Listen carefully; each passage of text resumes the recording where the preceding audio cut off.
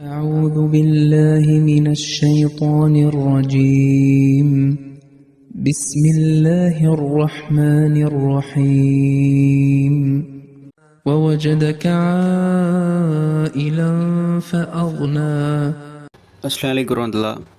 വവജദക ആയിലൻ ഫഗ്ന സൂറത്തു സുഹൈലെ 9-ാമത്തെ വചനമാണ് നാം ശ്രവിച്ചത്. അതിൻ്റെ അർത്ഥം ഇപ്രകാരമാണ്: അവൻ നിന്നെ ദരിദ്രനായി കണ്ടെത്തി, എന്നിട്ട് അവൻ നിന്നെ സ്വയാശ്രയനാക്കി.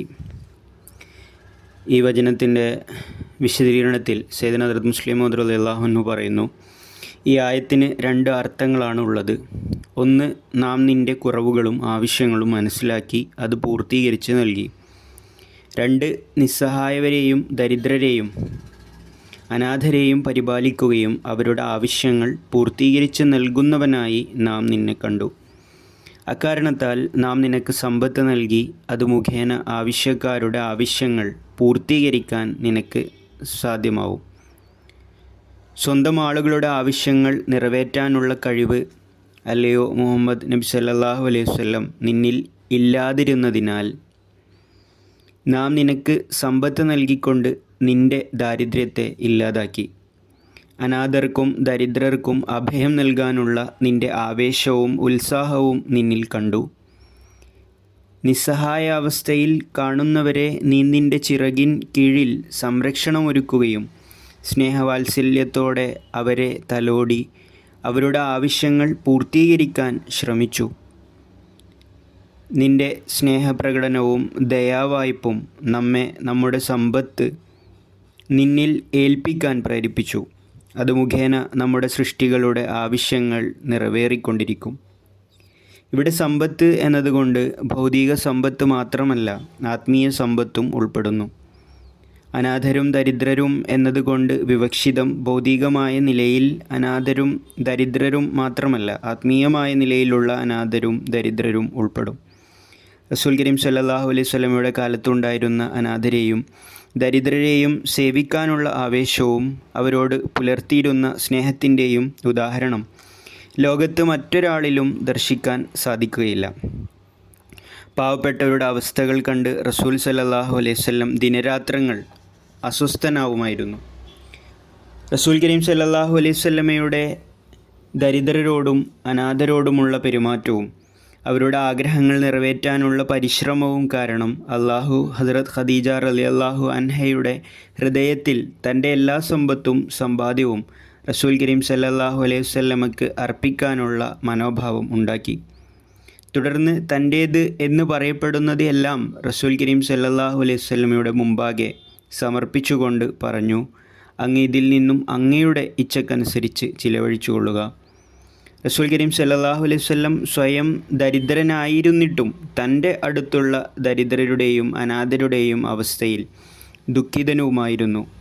തനിക്ക് ലഭ്യമാവുന്നതെല്ലാം അവരുടെ ഇടയിൽ വിതരണവും ചെയ്തിരുന്നു.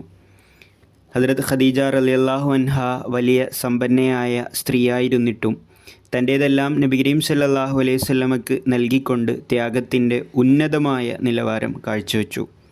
റസൂൽ കരീം സല്ലല്ലാഹു അലൈഹി വസല്ലം തനിക്ക് ലഭിച്ചത് മുഴുവനും ദരിദ്രർക്കും അനാഥർക്കും നൽകിക്കൊണ്ട് തൻ്റെ ഹൃദയത്തെ ശാന്തമാക്കുകയും തണുപ്പിക്കുകയും ചെയ്തു. അള്ളാഹുവിൻ്റെ സാമീപ്യം കരസ്ഥമാക്കാനുള്ള ആവേശവും പരിശ്രമവും റസൂൽ കരീം സല്ലല്ലാഹു അലൈഹി വസല്ലമയുടെ ഹൃദയത്തിൽ ഉണ്ടായിരുന്നു. ഇതുപോലെ അറബ് ദേശത്ത് അള്ളാഹുവിൻ്റെ സ്നേഹം കരസ്ഥമാക്കാൻ ആഗ്രഹിച്ചിരുന്ന ദാസന്മാരും ഉണ്ടായിരുന്നു. അവരെല്ലാം തങ്ങളുടെ കഴിവിൻ്റെ പരിധിയിൽ നിന്നുകൊണ്ട് പരിശ്രമങ്ങൾ നടത്തിക്കൊണ്ടിരുന്നു. അവരിൽ അബൂബക്കറും ഉമറും ഉസ്മാനും അലിയും സെയ്ദും ത്വൽഹയും സുബൈറും ഉൾപ്പെടുന്നു. അള്ളാഹുവിനോടുള്ള അനുരക്തി കാരണത്താൽ അവരുടെ ഹൃദയം നർമ്മവും വിനയവും കൊണ്ട് നിറഞ്ഞതും ദൃഷ്ടികൾ താഴ്ന്നതുമായിരുന്നു. അവരുടെ ആത്മീയ ഉയർച്ചയ്ക്കും ആഗ്രഹ നിറവേറ്റത്തിനുമായി അല്ലയോ മുഹമ്മദ് സല്ലല്ലാഹു അലൈഹി വസല്ലം നാം നിനക്ക് ആത്മീയമായ സമ്പത്ത് നൽകിയിരിക്കുന്നു. ചുരുക്കത്തിൽ വിവിധ സ്വഭാവ ഗുണങ്ങളുള്ളവരിൽ സംതൃപ്തിയുണ്ടാവാനുള്ള അധ്യാപനം മുഹമ്മദ് നബി സല്ലല്ലാഹു അലൈഹി വസല്ലമക്ക് അള്ളാഹു നൽകി.